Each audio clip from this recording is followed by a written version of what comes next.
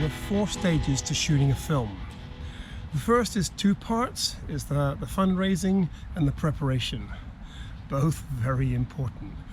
The preparation is the fun bit, the fundraising is not, because you always want more than you can get, and you have to ask friends for money, which is difficult. I don't like doing it, but if you don't, you're gonna not have enough funds to make your movie, so you kind of have to, and you just have to not do it too much, but do it enough that they don't forget, because just when you think you won't get someone else will throw in another 50 or whatever, and it just all helps, because when you're actually making the film, you don't want to have to be compromising your ideals too much to get the film finished. Another important thing is to tell people about your film, which I'm doing right now. Thanks for watching. Hit the like and subscribe and the notification, and just hit all the buttons. That'd be great. Thanks. The preparation is fun because you're looking at locations, you're seeing places, you're like, you know, that would work for that idea better than this place. And you're slowly building up a list in your head of really good places to shoot, and you're casting, which is kind of fun, although it's a little bit horrible because I've only got like 4 main people, maybe 5, so anyone else doesn't get the part, so you have to let a lot of people down and only reward a couple of people, but that's okay because that's just what it is, and that's what I expect.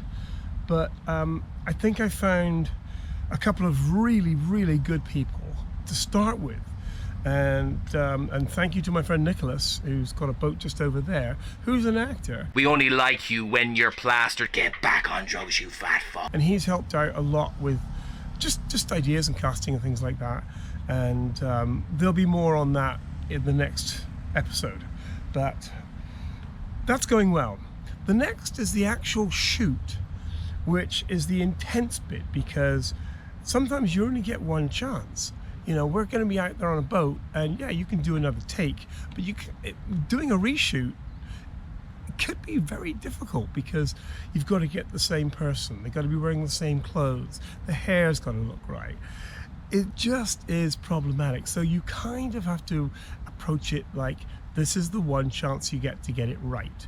And I'm pretty experienced with cameras and shooting and stuff, but there's a whole small team of people doing this, and you all have to do this little dance, and it's difficult if there's just 2 of you dancing, but when there's like 5, 6, 7 of you all dancing in formation, it's very easy to screw up. But once you've got the film done, and that is a grey area, because in this particular style of filmmaking, being on a boat, there's a lot, we're very dependent on the weather. We're not shooting in a big tank, we are shooting in a big sea, and it's going to be very easy to not get what you want exactly. All the ingredients are there, but one of them is going like this because the waves are good, the tide, not the tide, the swell is just too big, and the boat is bouncing around too much, and you can't get the shot. So that is going to happen, but you have to be prepared to be a bit flexible when you're shooting. So that's what we're going to do. And as I look at the footage that I've got whilst we're shooting, I will realize that some of the things we shot just didn't work, and so I'm going to be reshooting some stuff, that I'm just redoing it differently, because that didn't quite work as a plot thing. And the story is pretty much finished now, and that's good, but we're still fine-tuning it, because if you make one little different thing at the beginning, well, actually, no, it's the other way around. If you realize that your plot isn't quite working because it's quite complicated, then you change something here, but then something else changes there. It's like you set off a thing of dominoes and the wrong ones fall down, but we're getting there. We are getting there. Then the post-production, which is huge. It's the longest part of the filmmaking process. The third part is the longest part, because you start editing, and you keep editing, and you keep editing, and you keep editing, and then you realize something's missing, and you got to go and shoot that, and then you edit this and edit that. And I can't storyboard something like this, because it's just we have to remain very flexible when we're shooting, and I don't want to have to go, no, I want this shot. So I'll be doing a shot list, and I'll be getting everything on the shot list, and probably twice as much after that.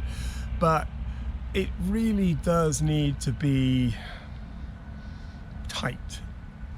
But it's very important with a film like this, which is like a tense drama, that you get the plot clear and like well defined from beginning to end. I'm not very good at following plots of films, so by the time this is finished, it will be the plot will be really nailed down, so that feels good.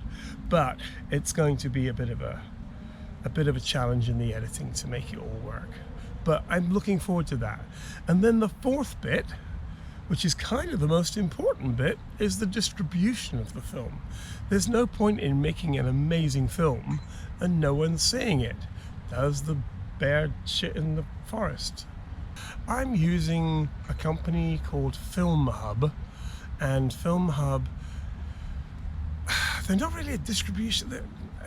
What they do is you get all your bits together. You get the whole film together, all the deliverables.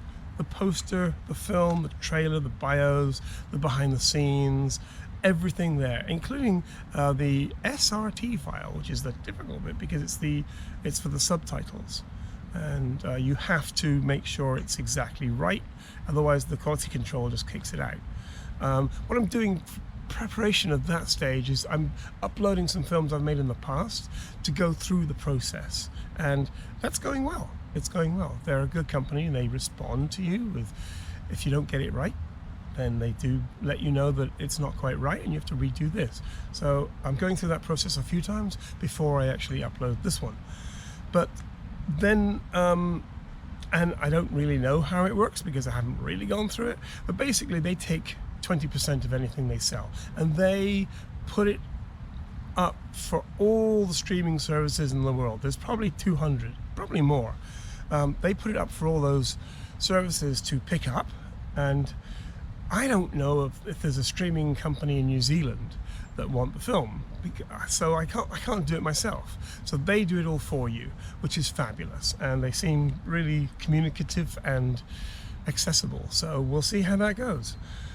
And then right after that shot, I was setting up right here, and when my back was turned, the boat lurched because a wave hit it and some wind hit it, and the camera went over the edge. It went over there. Fun times. So I dived down, got it back,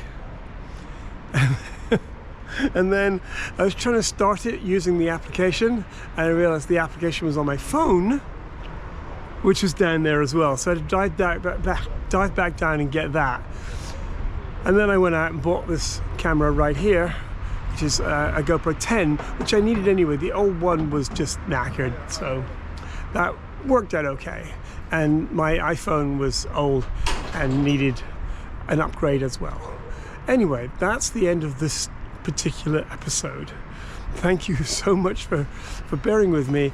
I'll do some more boat stuff, but I just wanted to explain the process of what I was doing to you now, rather than trying to just weave it in later. So there you go. Thanks for watching. Cheers.